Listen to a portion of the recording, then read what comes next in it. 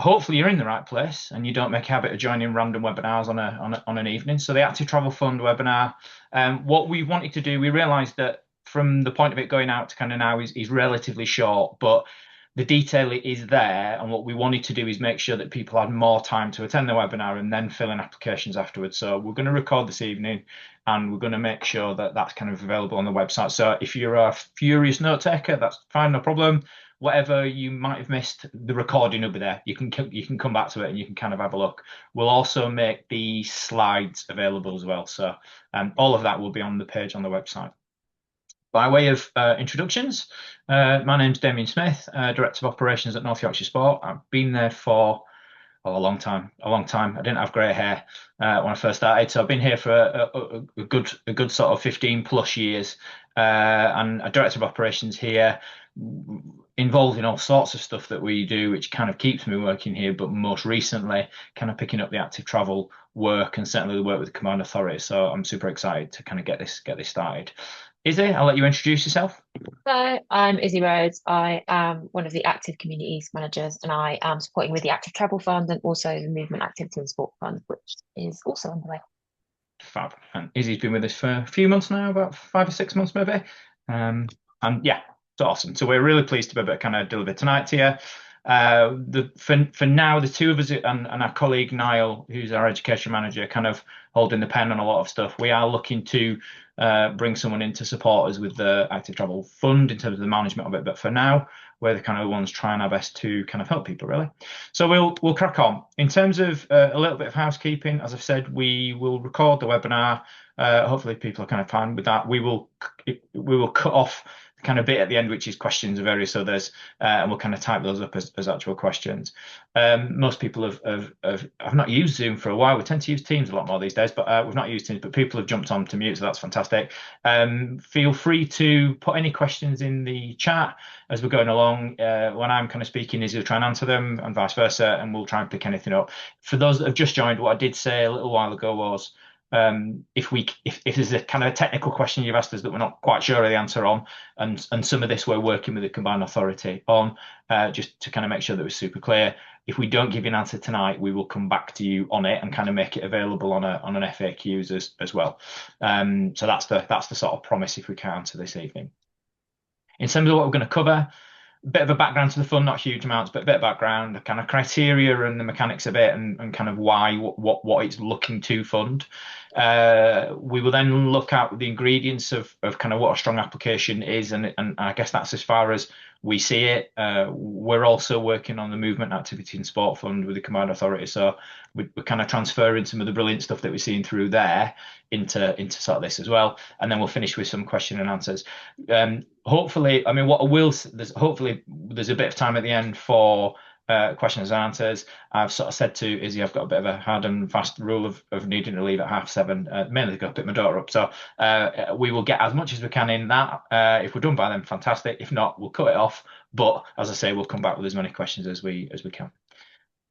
Right. In terms of a little bit about us, for those that don't know, and I think some of the call do, but if those that don't, we're a charity first and foremost, and we're always really proud to talk about that. We cover North Yorkshire and York. We've been around. This is our 25th year as an organisation, and we became a charity in 2014. At the heart of all our work, and we're involved in all sorts of different stuff, but at the heart of our work is around tackling inequality. So using movement, activity, and sport to get people moving more. If we cut all of the strategy and documents and a whole stuff out of the way, we want people moving more, full stop. It's the simplest message: less sedentary, more active in whatever way that can mean. And quite clearly, active travel can play a really big part in that. We're part of a national kind of infrastructure of organisations. There are 44 of us, I think. And we're one of Sport England's system partners, so we kind of work with those guys a lot, and they deliver a number of things through us. We have a track record in managing and delivering on funded programs that stretches back a number of years, but the kind of more recent stuff we've led on is a UK Shared Prosperity Fund. So that was a number of millions of pounds out. Together Fund that was through Sport England, and currently on the Movement Activity and Sport Fund, also through the Combined Authority. So we're really proud and really pleased to be able to be supporting the Combined Authority to deliver some of these things in our patch. For those that are remotely interested, our impact story and our kind of some of our previous work is there. So I will kind of leave that on the slides and feel free to go and have a look. The Active Travel Fund is part of the Mayor's Moving Forward campaign. So a larger campaign that the Combined Authority and the Mayor are really proud to be delivering over a number of years. And I'll come on to the kind of the parts of it in a second. But what I wanted to just start is just play a little video that the Command Authority have done around the constituent parts of the funds. If you just bear with me, hopefully the sound works too.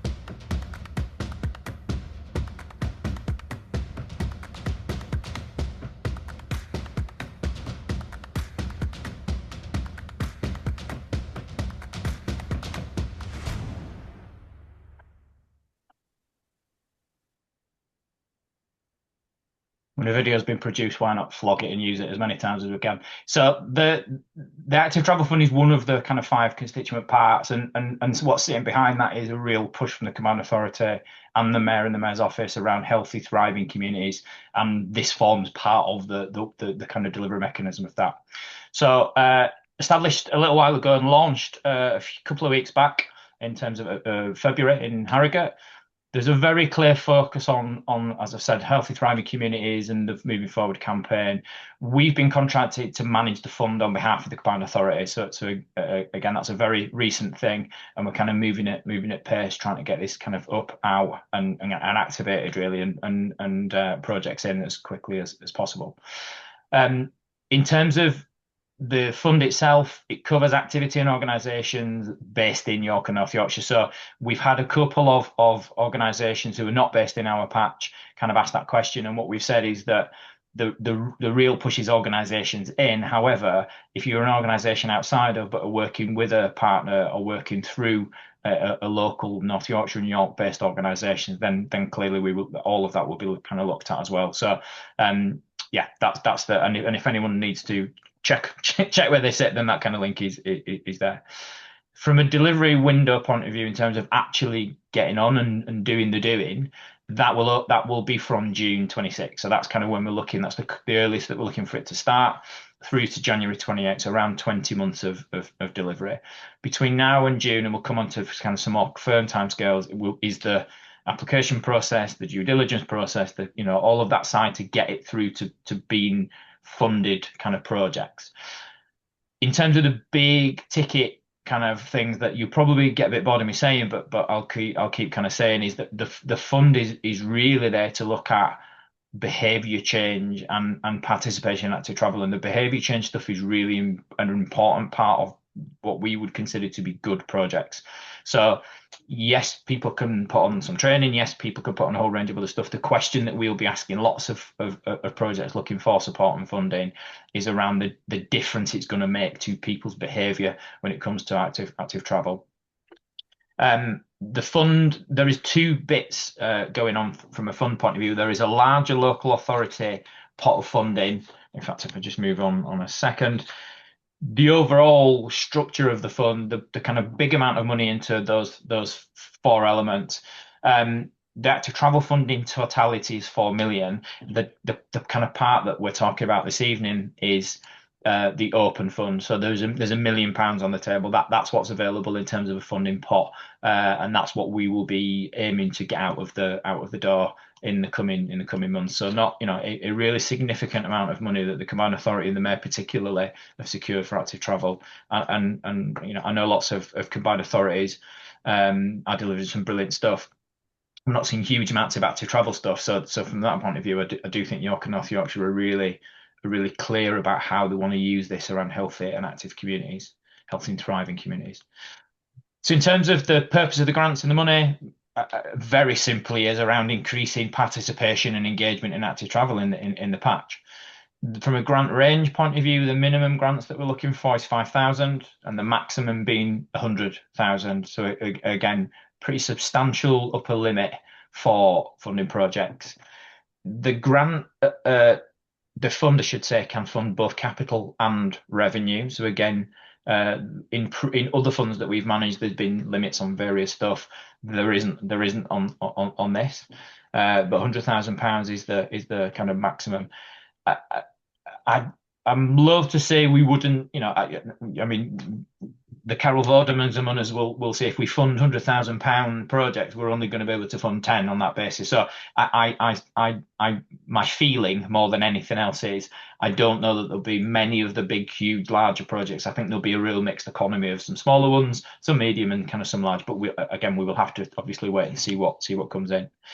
From an application point of view, eligible organisations are those with a governing document. So yeah, schools are eligible, community interest companies are eligible, clubs are eligible. There's a whole range of organisations that are, and we've in the guidance document, there's some further guidance kind of in there about who is and isn't eligible, which I will point people towards if they've not already seen it.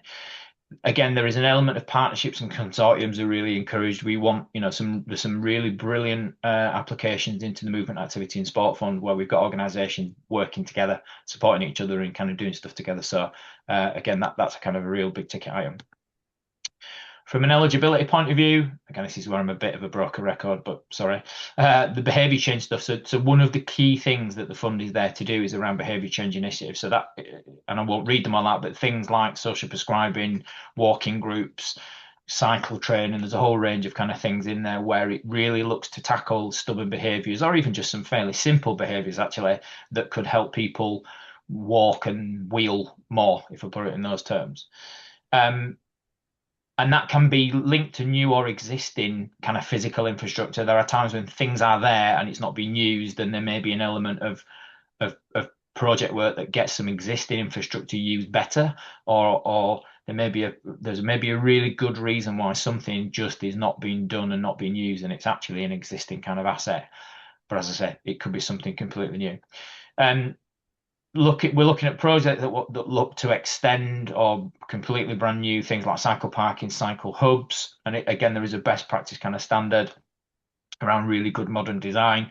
There is that all of that stuff is absolutely eligible. The kind of fixed asset capital cycle parking type things, and again, there is an element of behaviour. The questions we will ask on the capital stuff is that's fine if we put a set of cycle lockers or cycle parking or whatever else in.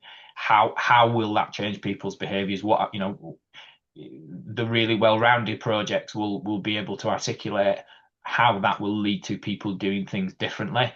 What we don't want to see and nobody wants to see is a load of cycle lockers that aren't used and cycle parking that's just sat not being used. So which fairly standard, fairly stands to reason. We're looking at projects that support and around engagement campaigns and that kind of sustainable take up and that long-term take up. Improved access around public transport and again active travel connections, and I'll come on to the capital revenue kind of element to it. What it can't fund, in fact I do that now, what it can't fund is really big infrastructure project. The £100,000 limit would limit that. Anyway, there is also another fund that the Combined Authority are managing with the local authorities. That's kind of a public grants fund. I think it's 2.4 million through that. There is a much larger process in place around bigger infrastructure things that need to happen. This has been the open pot is kind of far more focused on community engagement and kind of smaller scale on that basis. And also what we're looking to do, any projects that are looking around safer, safer is a really key thing when it comes to active travel, because sometimes it's access, but often people know what to do and how to go about it, and safety is the issue. It's really dangerous to, be on a road or be on a byway, wherever it may be. So the kind of safer bit is there, but also inclusive as well. There are lots of people who would find it really, really hard to travel more in an active way, and we're particularly where there are underrepresented groups. So there isn't any target groups as such. It's not like other funds that we've got where it's women and girls or maybe people with disabilities, there isn't actually any kind of defined group of people, but it's more about that safe and more inclusive environments for people. In terms of funding exceptions and things, again, fairly standard, I think, a lot of this, but I'll cover them anyway. Anything related to stuff that is already running, it stands to reason, but again, we can get a lot of stuff where people are speaking to us and they've already started the project, they've already started spades in grounds and a whole range of other stuff. So it's not about that. Any costs that are related to anything that isn't to do with the project, and again, fairly self-explanatory, but again, it's just worth saying. Similarly with the equipment on that, anything not related to active travel, any maintenance and kind of planned ongoing maintenance stuff, it's not for that either. Um, Anything around when there's planning permission kind of involved there from a project, any kind of already project stuff where planning permission's been sought. Again, it's not to kind of bolster that sort of stuff. Again, anything that goes above the upper limit and or that doesn't require the match funding. And what it can't be used is to match fund other stuff. So you can't use £100,000 of this to then go and match £15 million project. I'll come back more on the match funding in a second. But yeah, it's not about covering shortfalls kind of elsewhere. What it also can't be matched with is any other sources of combined authority funding as well. As I say, we have the movement activity and sport fund going on. There is already another active travel fund through the combined authority and the the local authority managed pot. There is other stuff going on. We can't kind of match fund against two of the same sources. From a principal point of view, and this is something that again we're really clear about, is that it's not about who writes the best application. It's what we want to try and do is fund the best projects, is fund the greatest ideas. That is sometimes hard to do and easy to say, but we try our very best when projects come to us. They might not be fully polished. They might be struggling a little bit to articulate something, but we really love their idea. There is a process to follow. It's not about us loving it or not loving it, but what we try to do is support projects to kind of get that over the line, particularly where we can see there's a really brilliant idea at the heart of what's going on. And it's an operating principle across a number of funds that we've got. From a capital guidance point of view, again, forgive me if all of you know this, but just worth kind of covering it. The capital side of things is what we consider to be fixed assets. So obviously buildings and refurbishment projects and skate parks and pun tracks, all of that sort of stuff is obviously fixed. But sometimes there is a kind of a grayness to some of the stuff. So on a kit and equipment, and it wouldn't necessarily apply to this probably, but we get lots of people coming back. For us, it's the difference between portable and fixed floodlights. And I know that might sound a bit daft, but fixed floodlights being fixed in and requiring planning a whole range of other stuff are a capital thing. Some that you can put in a cupboard and move away are a revenue thing. I know it seems a little daft, but yeah. So there's some specific capital guidance. I'm not going to read all of these out. They are in the guidance, pretty much copied as they are here. Or we would sort of point to around the capital guidance is about being realistic and from a timescales point of view, if people are looking to apply for capital projects, absolutely that's fine, no problem. But given the timescales of 20 months delivery, we want and need people to be really realistic, easy for me to say, about whether it can be delivered in that time frame. And if it can't, it's a bit of an amber flag for the panel particularly.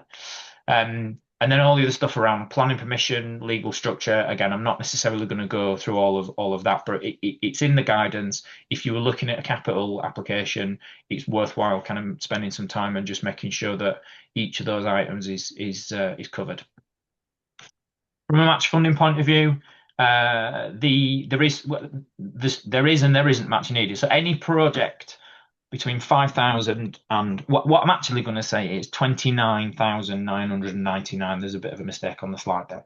So anything up to 2999.99 will require no match funding in there. That for lots of funds that we're aware of is be pretty generous, and we would always encourage people to add match funding in without a shadow of a doubt.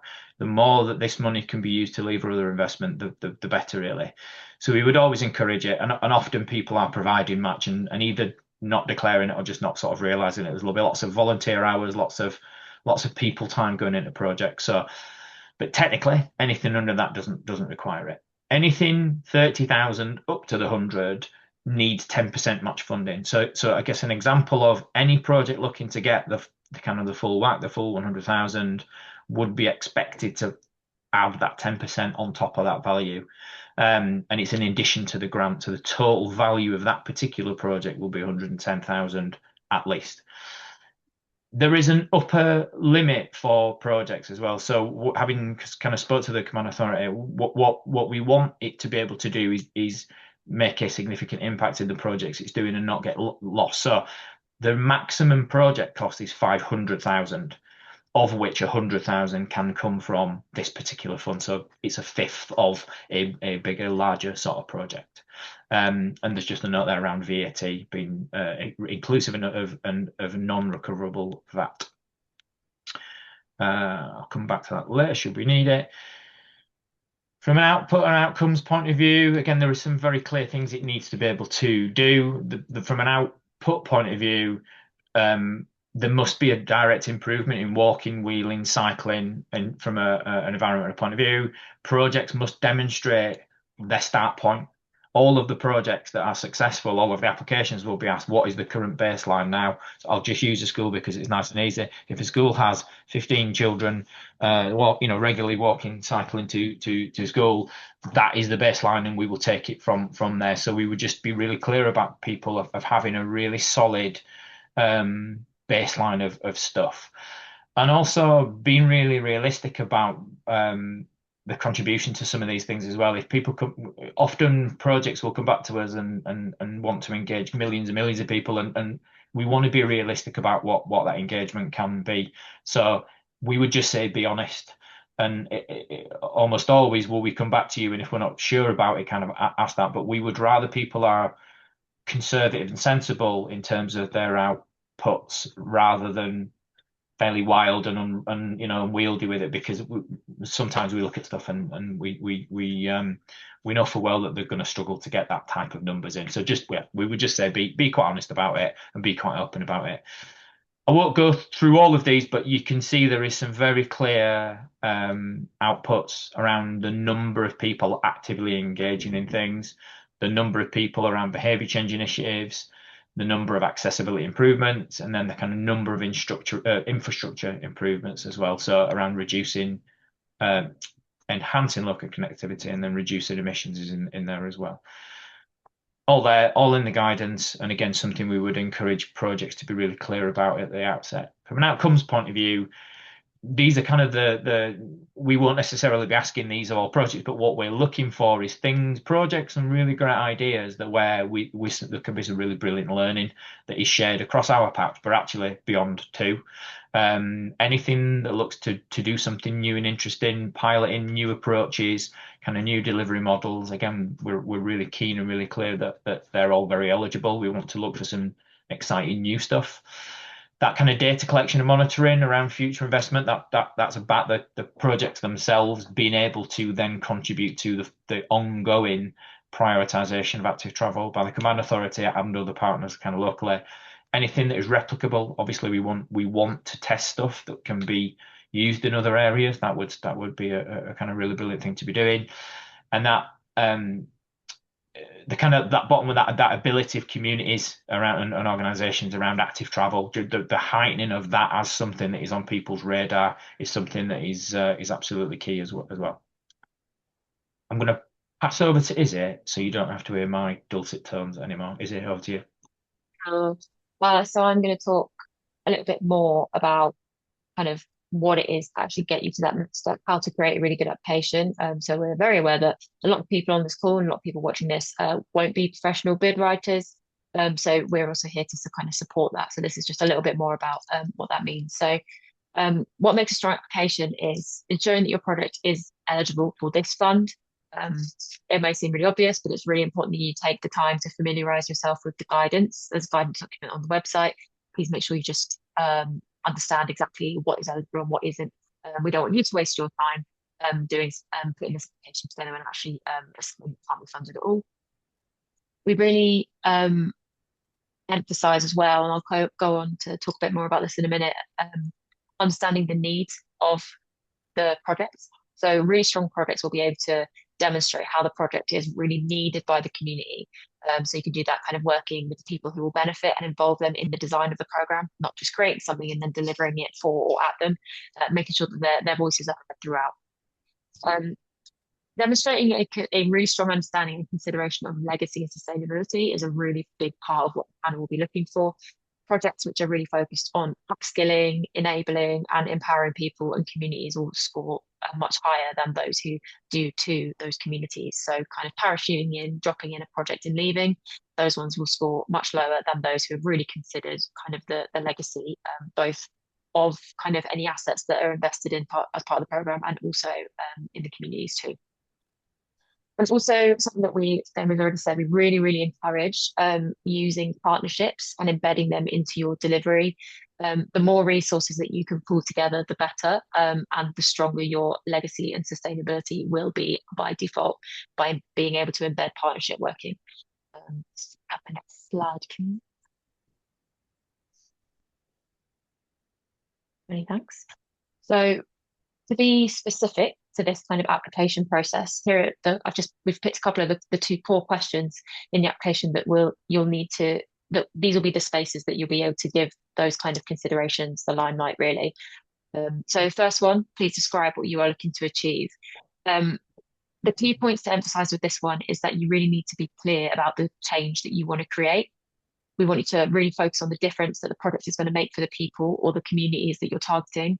This might be women and girls, this might be autistic young people or people living with dementia. Regardless of who it is, you'll need to be really clear about the difference it will make to them and with them and how you know that. So also in this question, it's really important to keep it specific. We've only got 200 words. It's not a lot to really be able to kind of describe what you're doing. So we really want you to keep it nice and specific rather than having really broad goals like we're going to improve well-being for everybody in Ripon living with dementia. We need you to describe how well-being will improve and for who and how you're going to do it. So tell us about the outcomes. So what is the end goal that you want to achieve and how are you going to use movement and active travel to enable that to happen? Think about who will benefit, what barriers that they currently face, and what will be different about behaviours because of your activities. So going back to that really important point that Dama was making about long-term behavioural change. So, second question. So what evidence do you have to show that there is a need and demand for this project? Really, really important that we start by saying that just because there is a need for something in an area or a lack of something doesn't mean that there is a demand. If a school doesn't have bike racks, it doesn't mean that installing them will make families and carers and parents and grandparents and children and young people use them. So there has to be an evidence for that need. So again, be really specific, don't be general. Really avoid statements like there's a need in the community. We need to know what it is and how it exists.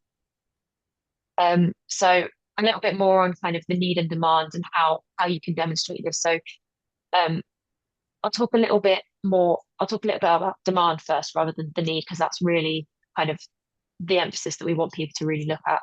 So we want you to show that you've listened to your community. The strongest applications are the ones that demonstrate that ideas come from the real voices, the people, demonstrate that you're showing the conversations, the lived experience, the waiting lists, the voices, the targeted kind of conversations and interventions that you're already doing. We want to see that you are not doing anything without people, without them. So keep that expression, nothing about me without me in mind all the time when you're thinking about your project and how you communicate that. We want you to connect that need to go to the need to your solution. So make it really, really clear that your product directly responds to what people have told you, what they need and what they want. So center your solution around that need and that demand. So think about how many steps you actually do have to take to make sure that your intervention, say, is wanted, needed, and appropriate and respectful for those as a solution. So going more into that need side of stuff. So use the data that you have. This can be formal, local health data, public health data, deprivation data, sports and impacted lives data, community surveys, kind of like big regional or kind of national pieces of data. But make sure that you don't just use that, because I've been saying it a lot. To be frank, anybody can Google that data. You need to demonstrate how that data is something that your community and what you are looking to do is impacting that data as well. So it's how do they connect, and what are the implications of that, and how will your project um, make sure that you're demonstrating that essentially. And as much as I've kind of spoken about a lot of things that you could demonstrate, the evidence that you have already that you might already be collecting doesn't actually have to be complicated at all. It can be based on conversations, things you're already doing. So you may well have it. So just use what you have already and what you've tested and see if that's working. So I do my next slide, please, Damo. So a bit more practical, how you're kind of putting that way of thinking into your application. So this is kind of the general consensus. You may have already had a look at the application form. If not, these are the kind of the key things that you really need to think about. So you need to explain that and evidence the need. You need to explain and evidence the strategic fit with the program objectives. Alongside that need, generally, if you're thinking that your product is a really good fit for this, you're probably going to be aligning with those program objectives by default, but make sure that you understand what they are. It's in the guidance too. Make sure that you explain and evidence the positive impact the project will have, and explain how both those measurable outputs, so the numbers, the things you're actually delivering, and the long-term outcomes, so those behavioural changes will be achieved. So demonstrate how you're able to do that. To provide an accurate and reasonable breakdown of project costs. This is something that the panel will quiz. So make sure you are as clear and transparent as possible with the costs that you are outlining in your project budget. The project budget, you can use a template on the fund page. There's lots of different kind of prompts on there that you can have to class. So it's really useful. And so do encourage you to use as your project budget. And explain how the project will be deliverable within the time frame we want to see, practical and realistic ideas, and explain kind of the track record that you have of managing projects already. Would be really helpful for your application. So done to the slide. So things that might stop the project from being funded, we've mentioned a few already, but core costs and management fees are not eligible. If you put that into your budget, the panel will go back with you with potentially a lesser offer. You won't be able to be funded that. So really make sure that those core costs, so people who already work there, and this project will become a part of their work, that isn't eligible. So just be really conscious of how you're planning your project. Anything outside of York and North Yorkshire is eligible, but as Damo said, if you're a regional or national organisation working within and working as part or in a collaboration with an organisation based in York and North Yorkshire, then that's something that we can consider. Activities that replace other funding or should be funded elsewhere might stop your project being funded. So, for example, an already planned school bikeability provision via PE premium might not be eligible. Again, kind of bid writers and consultancy fees, things like that, that's not eligible. Projects that have already started, as Nemo said, if you're kind of in thinking and feasibility and you're testing out and you're just kind of gathering information, that's fine, because that's helping you think about what you would like to do for this project. But things that have actually started, things that money's gone out the door for already, we can't support that. Insufficient consultation and evidence. So that's again going back to that need and demand. If you can't demonstrate that there's a need and a demand in the community, then it's very unlikely that the project will get a positive response at panel. Poor value for money. So that's kind of always a consideration, making sure that you're really making the most of everything you're asking for.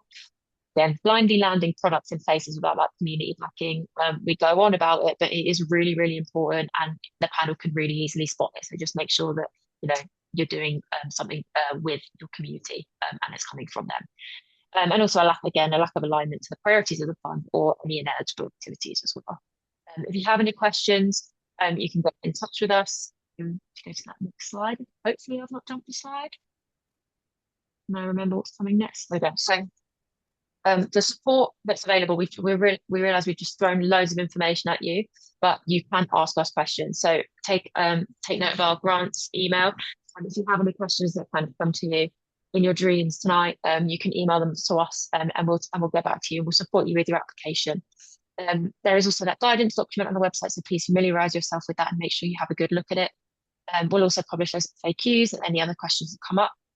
Um, and if you kind of are considering an idea that you think it would benefit from a partnership that you don't currently have, we can also support you to connect in with partners that we think would be really supportive of your application. And also, please be honest about your development needs. There is a question in the application that asks about it. We want to know what it is that we can do to help you to become more sustainable and kind of have a better provision in your organisation. So please be honest. It's not a trick question. We're not going to say if your governance, if you need help with governance, that we're not going to help you. Like, we're very, very high support in the way that we do this. It's just quite different to a lot of the way that lots of funders work. So it's really great that we're able to do that. Um, Next slide. I remember what it is. Okay, so just simply process of applying. There's an online form. There is an accompanying Word document. So we encourage you to draft out your answers on that Word document before submitting, because unfortunately you can't save. So make sure you don't draft everything out on the online form. Make sure you do it elsewhere and then copy it over. Once the application deadline has passed, every applicant will go through a due diligence process. You may get a few questions from myself or Damo or the other case managers, just asking to kind of clarify a few things about your organisation. It's very normal, just expect to be quizzed about a few things. Once you've passed due diligence and eligibility criteria has been assessed, applications will be appraised and scored, and then be submitted to an independent panel for recommendations. So all decisions are signed off by York and North Yorkshire Combined Authority, and they will be communicated to applicants via email. So if you are successful, the contracting process will be to create a grant funding agreement, and you'll also be offered the amount that the panel have awarded. And you may have some conditions that come along with your offer. So just be aware that it might not be a straightforward yes. There might be a few things that you're asked to do. Yeah, and then you can get cracking. If you are not successful, decisions cannot be appealed. So that is kind of the bottom line for that.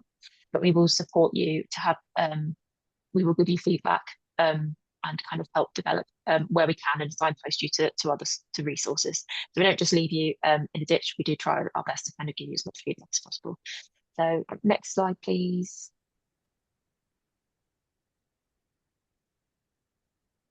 So timescales. This is all on the website. You can take a screenshot if you want. So applications are already open. Deadline is in a month, okay, so 10th of April. Appraisals and internal decision making will happen from April to May, and then you'll be notified about the panel's decision in May, and then the delivery period, as we've said, will be from June 2026 to January 2028, where absolutely everything needs to be up, including monitoring, valuation, and full finances need to have been gone out the door by January 2028. And that is who says?